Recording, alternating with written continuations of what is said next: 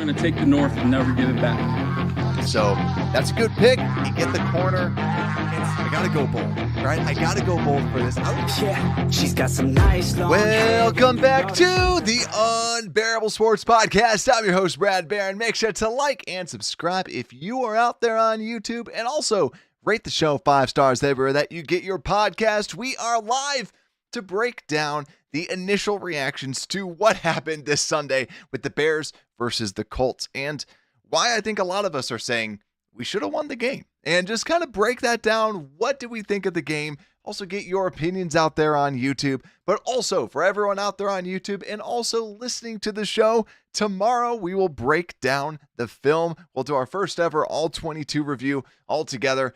It's made to be very nonchalant for us to just, you get to watch the film with me. So make sure to subscribe to YouTube. Make sure to hit the notification bell so you can watch it with us. Don't be just laid back. Make sure to grab a drink, whatever you want, and just relax with us. So I hope to see you out there, because should be just a fun time and just kind of a different vibe to the show too, rather than me just talking the whole time. It would be us just kind of hanging out and just watching some film and everything like that. So already legs it out there saying Bears are garbage. Green Bay is winning with Malik and Vikings. Yeah, that's been one of the hardest things is literally I'm watching that with Johnny. I'm watching the game with Johnny PayPal, his twin brother, aka my brother as well. And we're just going like, what's going on? Everyone was saying, well, with the Vikings are going to suck. The Packers with Jordan Love's injury, that now this is time for the Bears and the Lions to kind of come, like Bears and Lions should be leading this division. And then now you see what the Bears did versus the Colts. Not a great feeling, because let's talk a little bit about just the overall summary, because with this game, the Bears 16-21. But when you look at this, the Bears, this was the 11th highest passing yards ever thrown by a Bears quarterback, which, you know, for that, good. But why does it feel so bad? Because when you look at this, you have Justin Fields. The most passing yards he's ever thrown for was, I believe, 335 was the most passing yards Justin Fields has ever thrown for. But still, we don't feel good about this. Well, it's because it's the whole game. And when you think about it too, the defense played well. I felt like they played well. And then you also look at the offense. Well, the offense had their ups and their downs. But it's that feels so bad. Like the offense since week 1 has always felt disjointed. And you saw this. You saw the missed opportunities. You saw them within the 5-yard line not being able to punch it in, running it out of the shotgun. And as we're watching the game, I turn to PayPal and I go, you know what? When I was a kid, right, growing up, and yes, this is a video game, but a lot of this still is true when you get to here. Like when you get into real life and you talk about real football, a lot of times when people run in the shotgun and the running back is to the left, they run to the right. And it's hard because if they run to the left, they have to stop and then they have to get back. So that little stop motion is wasted motion. And in the NFL, it's very easy for them to key off. And you saw that with this offense, that they were running out of the gun, trying to get a couple yards, and they just simply couldn't do it. And we talked about it on the preview show. This offense cannot get 1 yard. If they need 1 yard, they simply cannot get it. And that just shows what is the identity? What can they do consistently on this offense? And that's why it feels bad. And also you look at the turnovers too. 3 turnovers on this offense. And ultimately we go back to week 1. What happened in week 1? We didn't turn the ball over. Now as we're turning the ball over, the defense is getting tired. The defense is playing great, right? And I think that's something that I know it's easy for us to get doom and gloom on this, and it's easy for us to feel down about this. The defense is still good. And when you looked at, like we've talked about, this defense should have actually regressed a pretty good amount. But this defense is still looking like a top unit, period. Like, and this offense, we said it in the preview too, was better than what a lot of people were giving it credit for. And I think with everything like that, say the defense did well. It's about this offense simply clicking. And I think that's what's so frustrating about this too, is it's like, well, why isn't it clicking? Right? Why? What can we do to make this thing click? And let's talk a little bit more about this. But before we get into that, I want to talk a little bit about the inactives, Because if you look at the inactives, this is the second week in a row I want to talk about the inactives. We mentioned that Bayless might not be active or might be active because we didn't know what they were going to do with Travis Homer. And instead, we saw Bayless Jones being inactive and Roschon Johnson getting 33 plays in the offense, and DeAndre Swift 48 plays in the offense. So just to kind of see, Roschon Johnson was in active week 1 and now getting almost 50% of the snaps out there at the running back position, and Khalil Herbert getting only 9 snaps at that running back position. So I thought that was definitely noteworthy. Dominique Robinson, Zach Pickens inactive like we mentioned, but really it's just the normal people. Noah Sewell, Kari Blasingame, Keenan Allen. And also, just since we're in the topic of inactives, we did see Braxton Jones go down. Just want to see what is the severity of that injury because he was able to come back in. So it looks like he still should be fine. We also saw Darrell Taylor take a fall. Something definitely to be looking out for with that as well. But also, I just want to call out, when we saw Braxton Jones go down, I do want to say it's noteworthy that they didn't put Amagaji in at left tackle or even Larry Borum.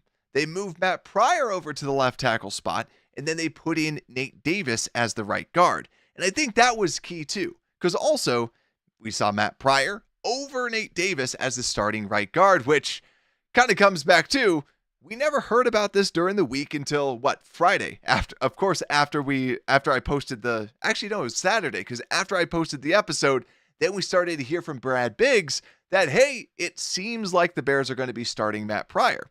And let me know down below in the comments, do you think Matt Pryor played better than Nate Davis? Because right now, before we go into the tape tomorrow and everything like that, I didn't necessarily see a gigantic difference. Because yet again, I've said this on the show, it's not one person that is the problem of this offensive line. It's the fundamentals of this offensive line.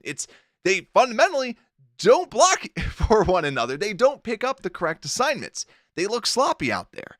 One-on-one, typically they've done okay. Now, there's some exceptions to that rule, but in general, it's more of the unit operating that is, in my opinion, and also just seeing the tape, is more of the issue than the individual play itself. So that's where, when you swap out a part like this, you don't see this offensive line all of a sudden magically get better and magically they're amazing all of a sudden. It's, especially with offensive line, it's the sum of the parts, not just the individual performances of those given pieces.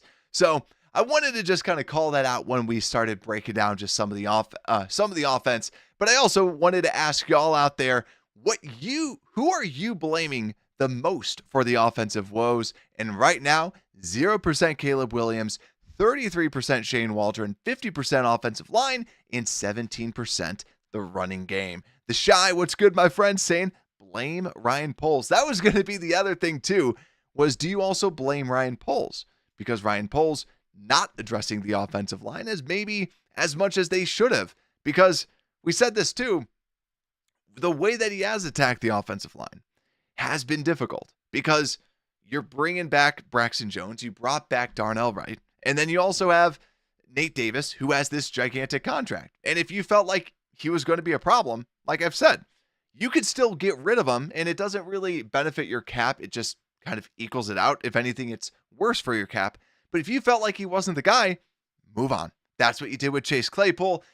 Or they didn't do it early enough. Like, you could have gotten rid of Chase Claypool in the offseason when all the reports were saying that he was being a problem. So if someone's a problem, nip it in the butt, get it done, and just move on from that situation. Because if Nate Davis truly you feel is a problem on this team, move on. It's the whole piece of anybody that's in a leadership position or even not in a leadership position has probably heard this whole adage that if you have, and I don't swear on this show much, but this is the way that they say it. It's the asshole theory. When they say that if you hire just an asshole, no matter how good they are not a benefit for your team. Why? Because this person that you just don't like working with, and that affects other people's work, then drags them all down. So even though that they might be good, it drags everybody down. So the big question is, does Nate Davis drag everybody else down? Yes or no? If he does, get rid of him. Just move on from it, figure it out later. Because right now, the offensive line still is not operating successfully overall. So let's see, Sean out there watching it. I think we should try starting Roschon next week. And then also Muck saying Chris Morgan is the biggest issue. He's the worst O-line coach in the league. Why is he retained? And there's Don Burr right on cue to say Detroit versus everybody. And I'll say this about Chris Morgan. He actually is respected as one of the best offensive line coaches out there. He really is. That's not my opinion. That's other people that have said that he's respected as one of the best offensive line coaches. That's where you're like, well, what's going on? Like they're not playing. That points to coaching. That's a simple, like, it's the coach's fault then that they're not playing well together. And it kind of goes back, it's the whole deja vu, in my opinion, as Matt Nagy. Where to me, Matt Nagy, whenever you saw the offensive line playing in the offense and inside of the scheme, you never saw them playing well together. And that's where I want to get into the offense, where we said this in the metrics, and I know some people ain't happy about me saying that DeAndre Swift literally has some of the worst advanced metrics that I've ever seen, where literally last week, for those that didn't listen, he was getting minus 3.9 yards over expected. What does that mean? Basically, he should be getting 4 yards more per carry last week than what he actually got. So he should be getting around 5 yards a carry last week, but he wasn't. So what does that mean? The blocking was there. The plays were there. He simply was not doing it well. And we said on this show, put in the other running backs, turn up the heat on DeAndre Swift to see what he can, to see like, okay, is it a DeAndre Swift issue? Is it another running back issue? And I'm kind of curious. Let me know what you guys think. And right now, 62% are saying Shane Waldron is the person to blame, 19% offensive line, 6% Caleb, 12% running game. So I kind of want to ask this question now. I'll start a brand new poll. Who should be the running back for the Bears? I'm curious. I want to see if people are off the whole Swift thing or if they want to keep going with it. Roschon or Khalil, and then I'll just put F it, Travis Homer. I actually want to see if anyone chooses Travis Homer for this. Live podcasting. This is what we do. So let's see. So yeah, who do you guys think should be the running back for the Bears? Do you still want to give it to Swift? Do you want to try a different running back? What's everyone's thoughts on this? Also, Philip, my friend, what is good? Saying this was one of the worst called game plans. Horrible coaching. Also, Ron saying, claws up, bear down. Hope you're doing well, my friend. Also, Don saying, Ron Claus? You mean Nubs? Hey, Don, we're trying our hardest out there, my friend. We're seeing what we can do. And yeah, Sean saying, we would pick up Homer. T-Dub, what's good, my friend? And yeah, down in the basement of the NFC North. Yeah, we were once at the top, but now falling down. And right now, 14% saying Swift, 43% saying Roschon, 43% saying Khalil. But I want to talk a little bit more about this because when we look at the stats of the running game, Roschon Johnson leading the way with 8 carries for 30 yards. And like we said already, he had some of the most, a lot of snaps out there. Yet again, coming from nothing. 48 for DeAndre Swift, 33 for Roschon Johnson, 9 snaps for Khalil Herbert. But when you look at what they did on the ground, Roschon Johnson, 8 for 30, which is 3.8. DeAndre Swift, 13 for 20. And then also Khalil Herbert, 4 for 9. And I think a key thing that, I love talking bad about DeAndre Swift as much as the next person, but I will say that DeAndre Swift did kind of get screwed over on that one play when, it was 4th and 1, and we just are trying to score a touchdown, and ultimately we run a double option. We run a speed option to the left side and toss it over to Swift, and then he gets, minus 10 yards? But even then, when you see what he was doing, his longest carry was for 4 yards. And this is supposed to be this explosive back that's supposed to be doing something, that's supposed to be taking it to the next level. And yeah, ultimately not. And Don Burr, yeah, I remember you out in the comments saying Swift is trash, Swift is trash. And also, I remember looking at my video when I did my review on DeAndre Swift and a lot of dislikes and a lot of people calling me a hater because I said he didn't do too well behind strong offensive, or he was always okay behind strong offensive lines. Now, I think that this is a big piece, is that, this is what you have, right? You have the hand that you've been dealt. But what I liked about it is giving it to Roschon Johnson, giving it to someone that Roschon Johnson doesn't put up with anything. He just runs. He just runs straight ahead. He just tries to plow through people and doesn't kind of cut back and forth. Also, DeAndre Swift comes down after first hit. And you see that too, where when the ball's in his hand, he looks explosive. Like when he got it out in open field, he has gotten 2 carries for 22 yards. Well, because when you throw it to him in space, he can move, he can shift. But he had 4 targets, 2 catches, and those other 2 incompletions really looked bad a little bit on his side when they were kind of easy screens. They just simply wasn't picking up. So bad plays on his behalf and just overall gross game. And to me, like I've said, the running game, I like it. And literally you can look at it last year too, by every stat, by every advanced metric, not necessarily just basic stats. Khalil Herbert was the better running back than DeAndre Swift. No matter how you slice it. Last year, the year before that, consistently, Khalil Herbert has been an efficient runner. And Roschon Johnson is just a basic running back. And that's where you see, like we joke about, Roschon Johnson will pick up 4 yards every time. 3.8 yards a carry. There you go. That's what he's able to do. And even when the ball was going out to him, that's what's up. So that ultimately, just yet again, another game that we see DeAndre Swift averaging around 1 yard a carry. And I think too, when you talk about Caleb Williams, and I know that there was a lot of people too, when we talk about the other frustrations that happened, you see the Pittsburgh Steelers now 3-0, and Justin Fields is their starting quarterback. And he threw for 245 yards or 244 yards. And we say too that he never had a collective squad like this. But at the same time, you have to say that the running game looked different. The running game operated different. Now you can also say too that, when you had Justin Fields out there, Justin Fields was able to, force another person to watch him and spy him. But I think that there's much more than just that one person that watches or spies Justin Fields. It's really the system. It's the scheme. It's the way the offensive line is playing together. It's the way the running backs are playing. We're simply not moving the ball.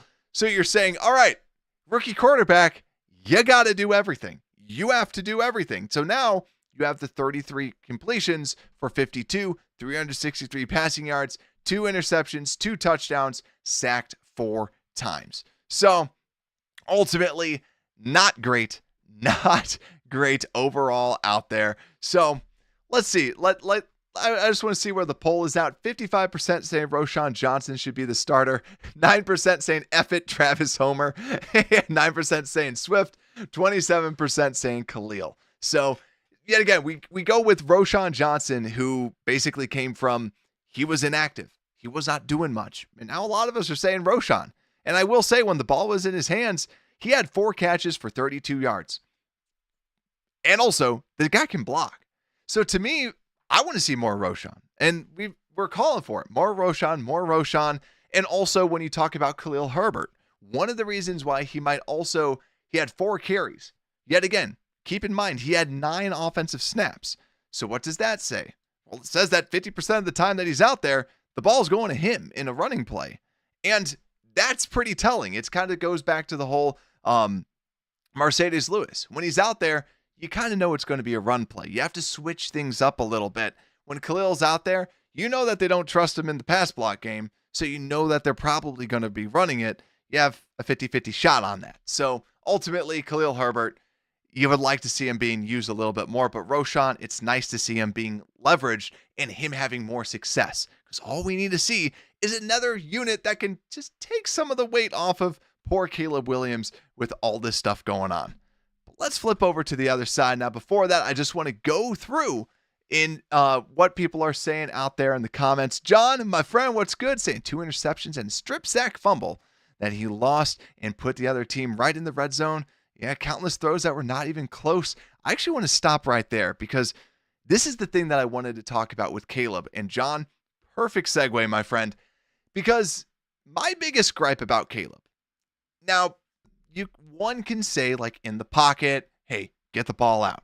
And it's easy for us to say without the all-22, because it's like, the people are coming, throw it, right? Or if he's holding it too long, we're just like, just throw it. But we're not seeing what's happening out there until we get to grind the tape. But the thing that I will say, that my biggest gripe about Caleb is, where the heck is the ball going? Because there's those times, like what John's saying, where when they throw the ball, all of a sudden it's like, it's not just a yard or two off. It's 10 yards off. It's not even close. And I think that is my biggest gripe with Caleb right now, is what's happening with those passes? What's happening in those plays that you're not even giving your receivers a chance to make a play on the ball? Because you see some of those, Rome is getting open, which is great to see. Rome had 6 catches for 112 yards on 11 targets. Now, 11 targets, you'd like to see that a little bit higher up there. But still, Rome had a good game. Rome looked good. Rome played well. He was able to get some yards after contact and just played well and was able to, be a deep ball threat. I thought, great game. That's what you wanted to see. But you saw a couple, like a post route, it was kind of in the corner of the end zone. The ball's not even close. They're not even giving him a chance to even do anything with the ball. That's the thing. When you have this good of wide receivers with Rome, with DJ, and then when Keenan Allen, whenever his heel is better, and then he can actually come back and play, give them a chance.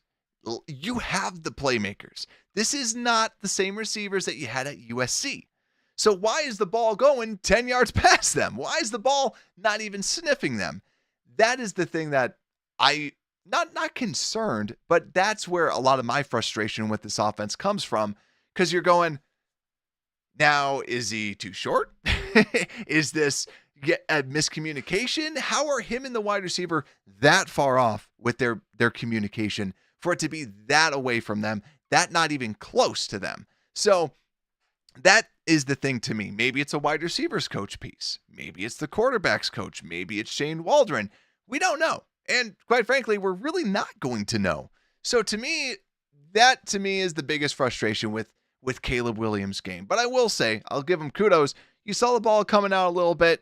You saw some of the quicker throws. You saw some of the deeper passes. Now, I will say this too. His longest throw was that Hail Mary that DJ Moore was able to catch. But still good passing yards. And I remember last year going, I wish that we could be one of those teams that has a bad game but still throws 300 yards. Well, be careful for what you wish for, because that's what happened to us right here. And now we're going, man, I wish you could run the ball, right? Beauty is in the eye of the beholder. So I think, to me, it's good to see that Caleb can still sling it, but we got to see some upgrades. And still, offensive line, this was not a good test. And we said this before, kind of going back to the run game. This run defense was better than what people were giving it credit for because of the performances against Green Bay and them kind of running more of that college-based offense. And like we said, DVOA still had them as, or some of the metrics had them as, hey, this is a better run defense than expected. But overall, or I think it was NFL Reference that I grabbed that stat from for EPA. But still, 1.5 yards a carry. Come on. You got to be better. You just simply have to be better. So let me go through some of these. Let's see. Ron saying a grandma could be a better running back than Swift. Yeah, I don't post much on Twitter, but I had a handful of GIFs that I'm like, should I post this? I just simply search for people tripping, where that's Swift. Any breeze of wind seems to kind of take him down with it. So, but ultimately, let's see. Muck saying Roshan 3 yards, cloud of dust.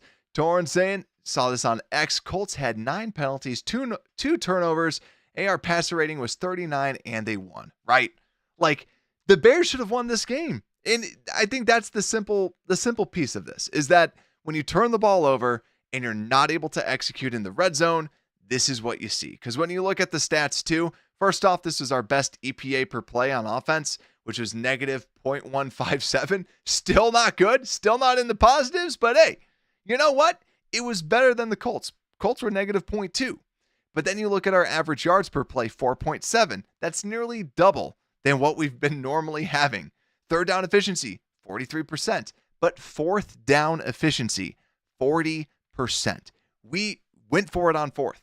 We weren't able to get it done on fourth. And it's just capitalizing on those drives. Even on the first drive, we're moving down, and then we're on like the 40-yard line. And then we just simply aren't able to do anything. We try kicking a 56-yarder. Santos has been money, but he just doesn't. It's like Robbie Gould. He's money, but he doesn't have the leg. He's not able to hit that 56-yarder, so ultimately it falls short. And there's lots of plays that we should have had. And the perfect summation of the Bears so far has been that Hail Mary. I feel like we all had the same idea. They bomb out the Hail Mary, they catch it, dropped at the 1. It's like, of course it's dropped. Of course we're tackled at the 1-yard line because that's just the way it's been. That's just the way it has been out there. But let's go over to some of this too. Also, Chris, what is good? He's saying stop line excuses. Fields got no line excuses. Then add Odunze, Allen Swift, new center. No excuses for Caleb. Yeah, I do agree with that because Caleb, why are you missing? Right? Like, why are you missing? Why are you bombing it out like that?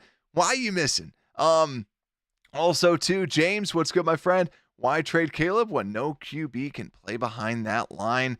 And then, yeah, all the issues you're complaining about can improve with better center. That's a good point. The center is the heart of that offensive line. And that's where a lot of those pieces kind of come into play. And I always pointed back to this. And I know some people, as soon as they hear the name Sam Mustipher, they freak out. I'm not here to say Sam Mustipher is a good blocker, but I'm here to say when you look at how many rushing yards per carry they got when Mustipher was in at center rather than Whitehair, it was completely different because Mustipher knew how to play center or knew where the offensive lineman needed to be. Did he know how to block? God, no, he did not know how to block. But he knew where people should be more so than Cody Whitehair because Cody Whitehair was a guard. So my whole thing is stop trying to get guards to play center like Lucas Patrick. Lucas Patrick, it was the number 1 rated offensive lineman for PFF over the last 2 weeks. He's a guard. And we've said that. He's been a guard. Like, he is a guard. Let him play guard. And also Ryan Bates, he's a guard. We added him so he could play center.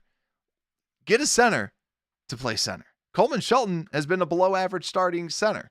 We brought him in, and he's playing below average. That's exactly what you kind of expected. So to me, I just want a center, and when we get a true center, get a true center. Not a guard that we're shifting over to center or anything like that. So that's my feeling overall. Jesse out there saying if Bears didn't have bad luck, they'd have no luck at all. Everything that goes wrong goes wrong. So, yeah, let's see. But let's flip over. Let's flip over to the defense, right? Let's feel a little bit better. This defense did play better. Now, all of a sudden, we still were giving up, and I want to call this out, 5.8 yards per play, which is not great.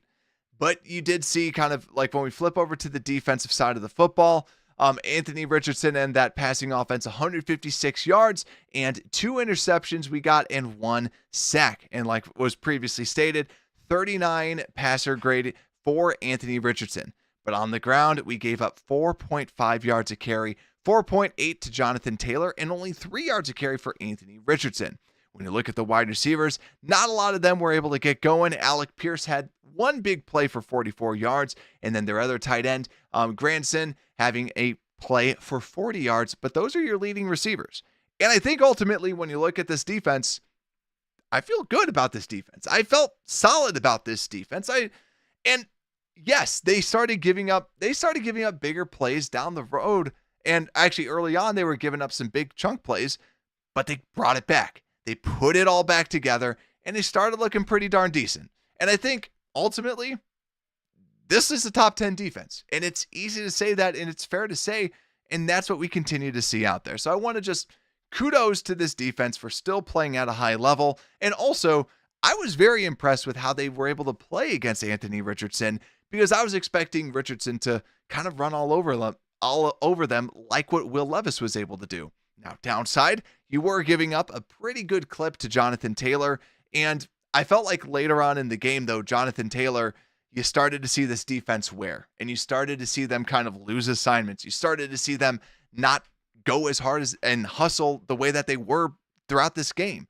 So one thing that I'd love to see as we go through the tape and other things like that, I wish maybe someone can pull this. I'm curious what the average rushing yards were for the first half compared to the second half, because it did feel like the wheels fell off of the defense in the second half of the game. And ultimately, then that's when they started scoring. And that's when things just started to be like, all right, we can't really stop them anymore. That was kind of what I was feeling with that overall there.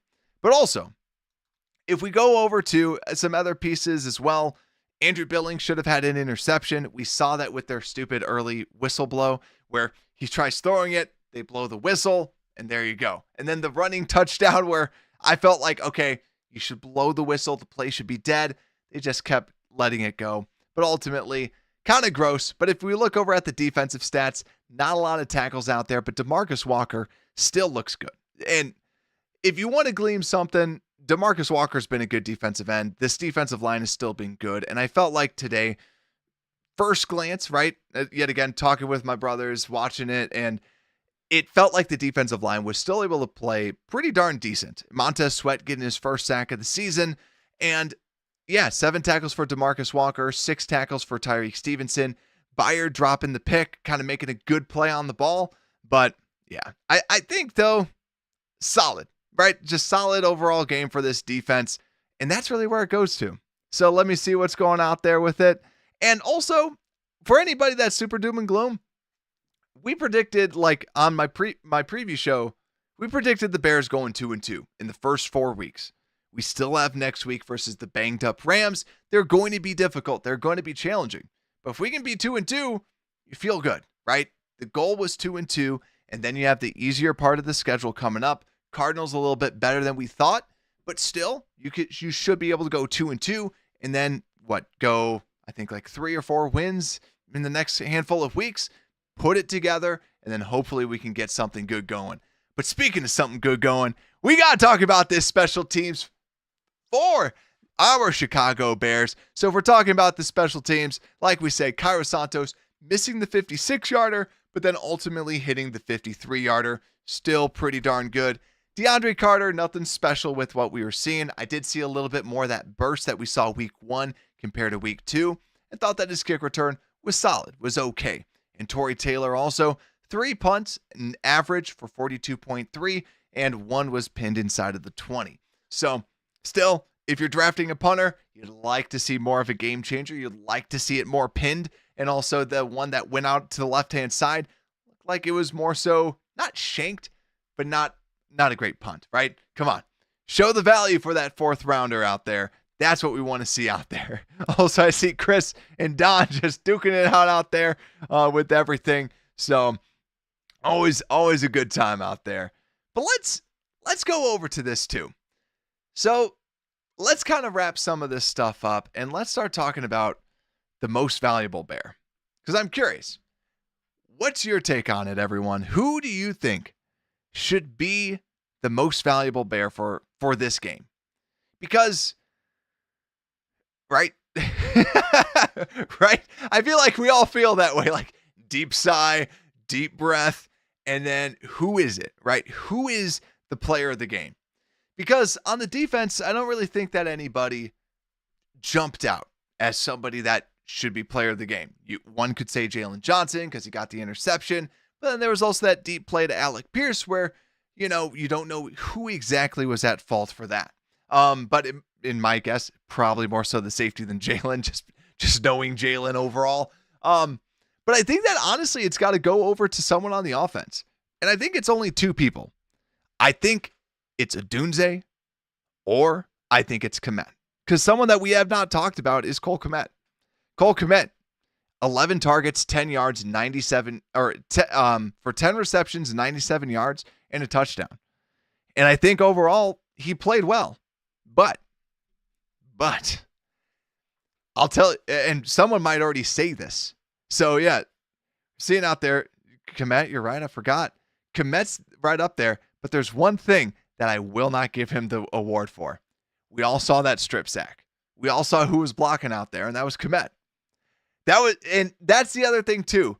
I don't know what happened to Kmet's blocking, because Kmet has been a good blocker. Kmet's honestly, and I want to see this after this. I need to jot this down. I'm jotting it down in my notes app right now. See how many sacks Kmet has let up. It would not surprise me if Cole Kmet has let up the most sacks on this team because he's not been asked to block much. But we remember his sacks and just he's let up a lot of pressures, and it's not been good. And yet again, Kmet was our favorite player last year, and right now Kmet is not blocking too well. So to me, Kmet with the receiving I really liked, but that block sticks out in my head. So to me, I'm just going to give it to the person that I thought had a great game, had his first career touchdown. So to me, I think even though that with everything like that, Kmet to me is number 2. And there's always two. There's always 2 players.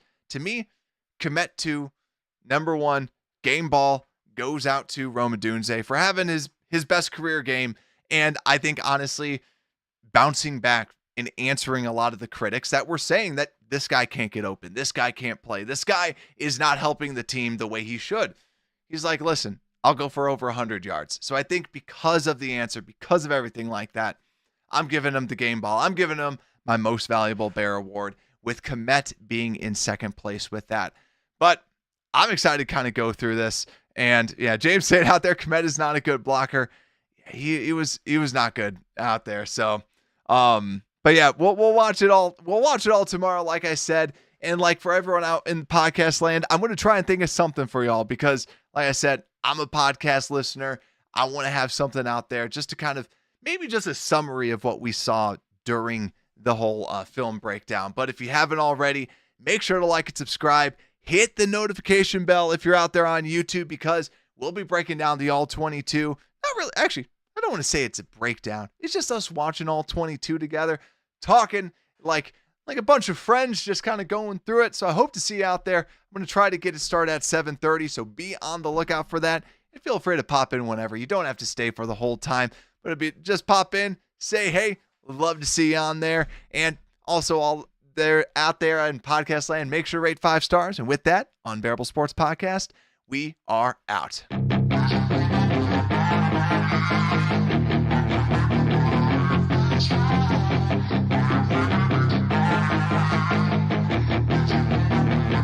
Yeah, she's got some nice long hair, and you know that she's a bad